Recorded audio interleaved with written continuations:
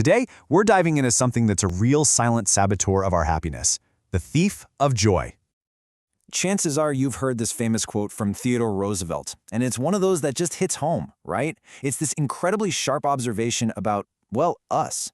It's basically a warning sign. The moment you start measuring your life against someone else's, your happiness starts to take a nosedive.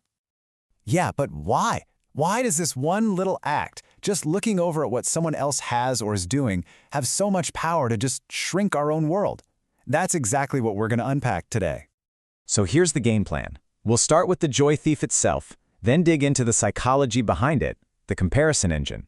We'll look at the two big ways we compare, see what ancient wisdom has to say, check out some real-life examples, and, most importantly, figure out how to get our joy back.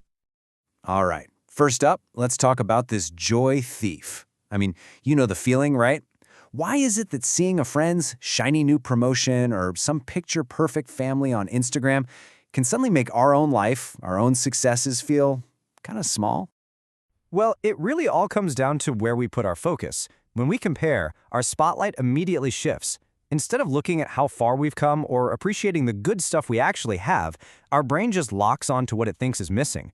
We see their success, their relationship, their vacation, and suddenly our own life looks like it's full of holes. And that's a fast track to feeling seriously dissatisfied.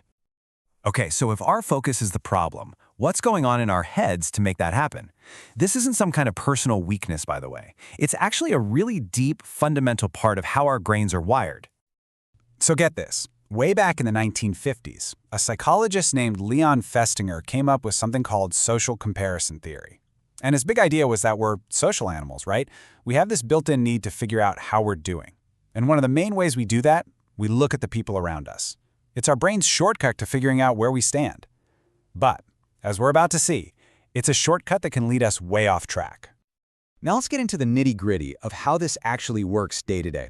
Because social comparison isn't just one single thing. It actually moves in a couple of different directions. Basically, we're either looking up at someone we think is doing better than us, or we're looking down at someone we see as being in a tougher spot.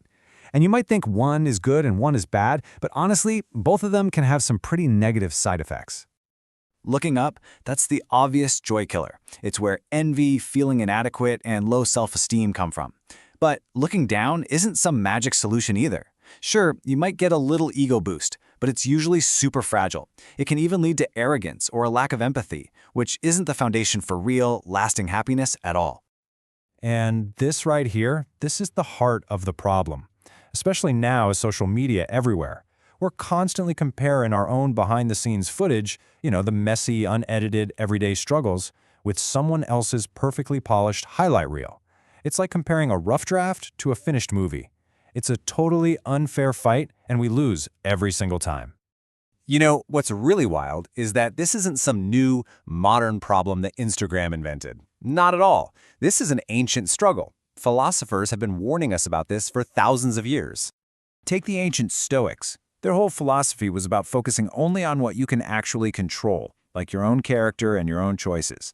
Someone else's success, that's an external. It's outside your control. So for a Stoic, even trying to measure up to that is just setting yourself up for frustration.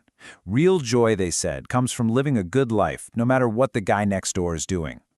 And it's not just the Stoics. Eastern traditions like Buddhism say something really similar. They teach that our ego is what causes suffering. And you know what the ego loves? Comparison. It's constantly looking for validation, trying to measure itself against everyone else. So the path to finding inner peace is to just let go of that need, to stop measuring and just be present. Okay, so we've got the psychology, we've got the ancient wisdom, but let's bring this down to earth.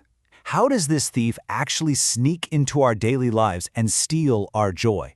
Because it's not some abstract idea, it's happening all the time. I mean, just think about it. At work, maybe you get a promotion and you're thrilled until you find out your colleague got a slightly better one. Boom, joy gone. Or in your relationships, you see all these posts of perfect couples and suddenly you start nitpicking your own partner. And hobbies? This is a big one. You're just starting to learn piano or painting and you see a master at work. It can feel so discouraging that you just want to quit, killing the simple joy of learning something new. So, what do? How do we fight back against this thief and take back our happiness? Well, the good news is, the antidote is actually pretty simple. It's all about making a conscious shift in where you put your focus. So instead of that toxic question, how do I stack up against them, we need to start asking ourselves a whole new set of questions. Questions that point the spotlight back on ourselves. First, how have I grown? This compares you to your past self, the only fair comparison there is. Second, what am I grateful for? This forces you to see the good you already have. And third, and this is a big one, what is my own definition of success? This frees you from the trap of chasing someone else's dreams. And that's really the bottom line, isn't it? True happiness isn't a competition. It's not a race, it's something you build inside yourself. So I'll just leave you with this to think about. Who would you be? What amazing things could you do? How much more joy would you find in your life if you could just stop comparing?